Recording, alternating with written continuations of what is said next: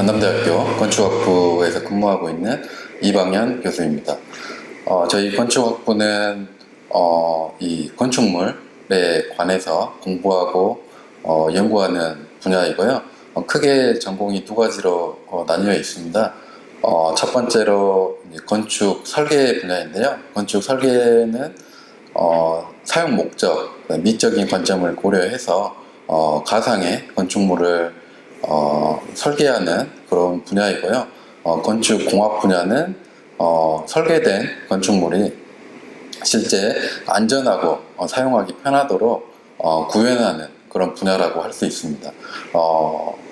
저는 건축공학 분야에서 구조재료로, 건축물의 구조재료로 사용되는 그런 콘크리트 관련된 연구를 진행하고 있습니다.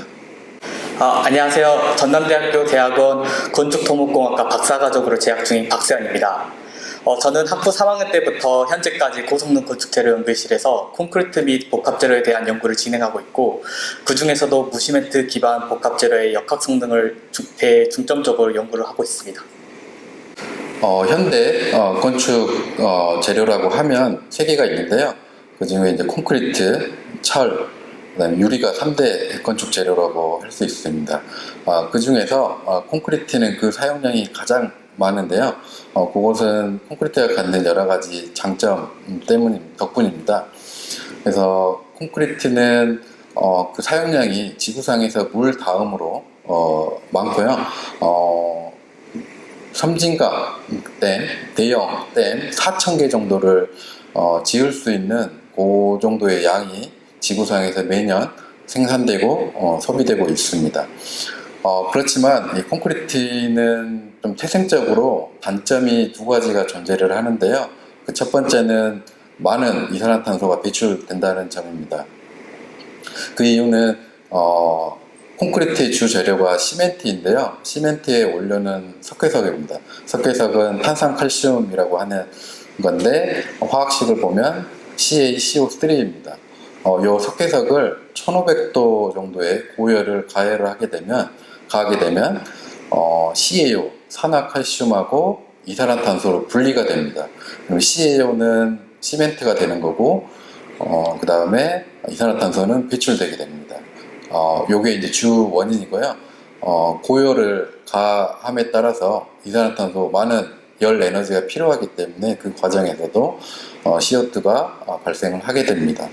그래서 보통 시멘트 1톤 정도 생산을 하는데 0.8톤에서 1톤에 해당되는 CO2가 이산화탄소가 배출된다고 알려져 있습니다.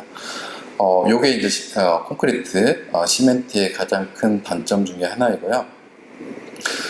두 번째는 콘크리트의 인장 성능이 매우 낮다는 겁니다. 인장 성능이라고 하면 크게 두 가지인데요. 첫 번째가 인장 강도, 즉 잡아당기는 힘에 약하다는 뜻입니다. 콘크리트 인장 강도라고 하면 압축 강도의 대략 10분의 1 정도 수준밖에 되지 않고 변형 성능이 굉장히 낮습니다. 콘크리트 같은 경우는 인장 변형이 0.01%가 발생을 하게 되면 균열이 생기면서 파괴가 발생을 하게 됩니다. 결국에는 이러한 그 콘크리트의 단점이 구조적으로 여러 가지 문제를 유발시키고 철근 부식도 유발시키게 됩니다. 그래서 나온 개념이 이제 섬유보강 콘크리트라고 하는 개념인데요. 섬유보강 콘크리트는 짧은 단섬유를 이 콘크리트에 혼입을 해가지고 콘크리트의 인장 성능을 향상시킨 재료입니다.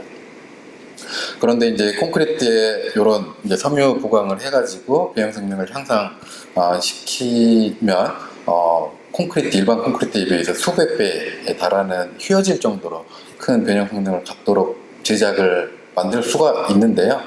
우리가 이런 정도의 성능을 만들려면 보통 고가의 합성섬유, 이제 가격이 보통 킬로그램당 3만원에서 6만원 정도에 이르는 고가의 섬유를 사용을 해야 되기 때문에 경제성이 굉장히 떨어지게 됩니다. 그래서 이제 요 두 가지 크게 낮은 인장 성능, 그 다음에 이산화탄소 배출이 콘크리트의 가장 큰 단점으로 작용을 하고 있습니다. 결과적으로 저희 이번 연구를 통해서 이 콘크리트의 두 가지 단점을 모두 획기적으로 개선했다는 측면에서 굉장히 큰 의의가 있다고 생각을 하고 있습니다. 구체적으로는 첫 번째 이산화탄소 배출을 줄이기 위해서 산업 부산물인 슬래그, 그 다음에 플라이실을 사용을 하였고요. 그 다음에 반응성을 높이기 위해서 알칼리 활성화제를 사용을 하였습니다. 그래가지고 시멘트를 전혀 사용하지 않으면서 시멘트와 유사한 성능, 기능을 할 수 있는 방법을 개발을 하였고요.